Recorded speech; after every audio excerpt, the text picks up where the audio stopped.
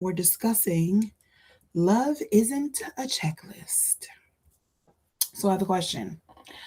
What if, just what if the reason some people can't find love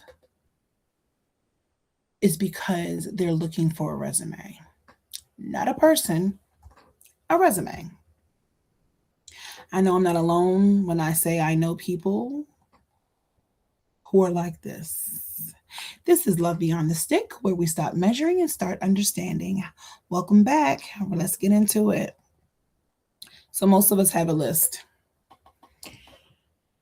I've had this conversation many a time with people. I don't think that I had a list. What I recognize in my timeline here on Earth School is that I started paying attention to what my mate, current relationship, whatever you want to call them, at the time, I started paying attention to certain things. And what I recognized in the beginning was that they all had similar physical attributes: chocolate skin, strong, tall, athletic. Um, and then as I got older and I started connecting with other people, I recognized that that pattern, that might have been what was attracted to me and even I to them. But then I started looking beyond the physical, because the physical wasn't really, it wasn't really about hitting on nothing, to be honest with you.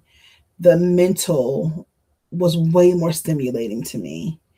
And my first experience in that space was someone who did not fit any of those boxes, was not, that didn't look that way, wasn't that size, wasn't the complexion, like none of those things, but was very, very, very intelligent and just a whole nother experience. So, like I said, most of us have a list, right? Tall enough, successful enough, funny enough, attractive enough, available enough, emotionally mature enough. And listen, there's nothing wrong with standards. Those standards do change, hopefully, throughout time. But the problem starts when the list becomes more important than the connection. Because eventually you stop meeting people and you start evaluating candidates. And I have to tell you, within the last 48 to 72 hours, I've had at least 3 conversations that I won't say I participated in. Let's just say I I lended an ear to hear it, because unfortunately, that's what it sounds like with a lot of people. It's candidates, every conversation becomes an interview, and every date becomes an assessment. Every flaw becomes a disqualification. And before long, you're not looking for love, you're looking for perfection. Imagine a resident of Earth School looking for perfection. Isn't that interesting?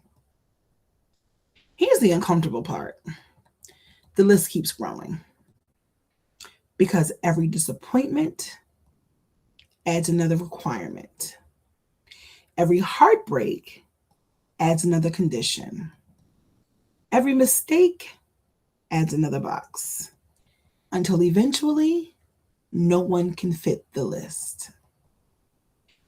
Because the truth is, some of the most meaningful relationships don't make sense on paper. Sometimes the person who understands you isn't the person you expected. Sometimes the best connection shows up in a package you weren't looking for. Now, I have to say, and I have to be very honest, I'm very, very, very, very happy in my current relationship. And I often make mention to my significant other that there were a few people that, if it were not for them, I would not understand how to appreciate him. And none of those people were expected. Not a single one of them. I can count, there were, let's call them the the let's call them the magical four. Okay, the magical four. I met each of them in different stages of my life. Each of them unexpected. Each of them showed what just genuine connection and love and respect and everything you would ever want. They showed that there was a level of vulnerability that each one allowed themselves to be, which allowed me to be that way with them. And the funny thing is that neither of them was I ever in a actual defined relationship, but there was a connection, but there was no relationship. But because of those relationships and those connections, I understood what being open felt like. I understood what being vulnerable looked like. I understood what connection looked like. And it allowed me to be able to be open and vulnerable. Now, does that mean that the person that you're open and vulnerable with is going to always be open and vulnerable? Not necessarily. But at least I knew what it allowed me to be and how it allowed me to feel.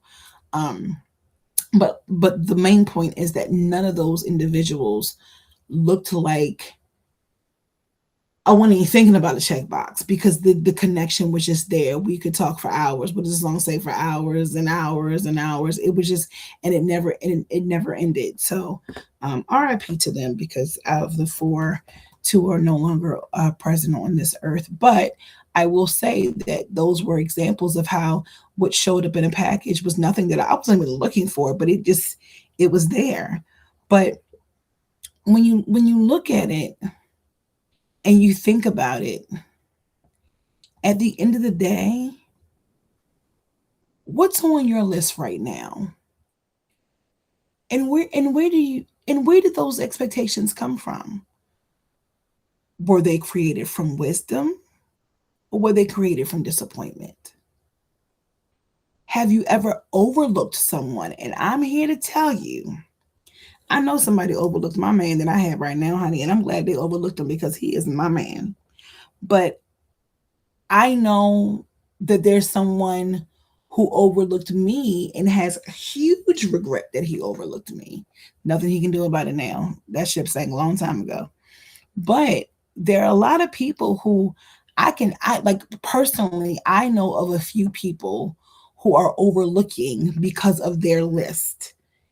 And it's hard to watch because I believe obviously that everyone deserves love, but we have these things that we're measuring. So I'm just saying, you know, are we creating from wisdom or are we creating from disappointment? Have you overlooked someone because they didn't check enough boxes? And what if the thing you're looking for isn't even on a checklist at all? Standards matter. Absolutely. Self respect matters. Absolutely. Boundaries matter. But connection matters too. Character matters. And more importantly, peace matters. Being seen matters. And none of those things fit nearly inside of a checklist. Love isn't a checklist, it's a conversation, discovery, connection. And maybe, just maybe, we spent so much time measuring people that we've forgotten how to see them. This is love beyond the stick. And maybe the most important things can't be checked off at all. Until next time.